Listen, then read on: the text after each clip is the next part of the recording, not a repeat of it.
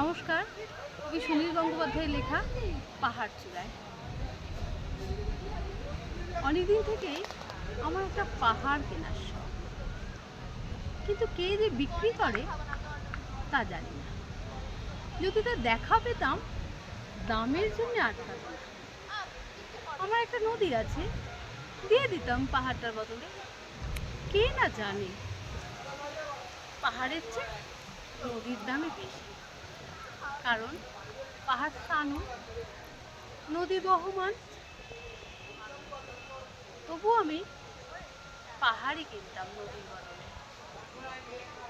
কারণ আমি ঠকতে চাই। ছোটবেলায় অবশ্য নদীটাও কিনেছিলাম একটা দ্বীপের বদলে। ছোটবেলায় আমার একটা ছোট্টখাটো ছিমছাম দ্বীপ ছিল, সেখানে অসংখ্য প্রজাপতি। শৈশবে দ্বীপটি ছিল আমার বড়ই প্রিয়।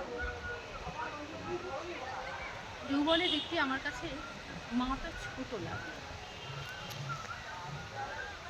তখন প্রবাহমান তন্নি ছিপছিপে নদীটি বেশ পছন্দ হতো আমার।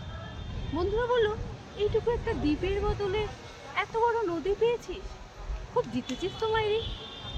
তখন আমি জয়ের আনন্দে বিহ্বল হতাম। আমি সত্যিই ভালোবাসতাম নদীকে। সে আমার অনেক প্রশ্নের উত্তর দিত, যেমন, বলো তো আজ সন্ধ্যায় বৃষ্টি হবে কি না। সে বলতো, আজ দক্ষিণে গরম হাওয়া, শুধু একটি ছোট্ট দ্বীপে বৃষ্টি। সে কি প্রবল বৃষ্টি, যেন এক উৎসব। আমি সেই দ্বীপে আর যেতে পারি। সে জানত, সবাই জানে, শৈশবে আর ফেরা যায় না। আমি এখন একটা পাহাড় কিনতে চাই। সেই পাহাড়ের পায়ের নিচে থাকবে গহন অরণ্য। আমি সেই অরণ্য পার করে যাব। তারপর শুধু কঠিন রুক্ষ পাহাড়।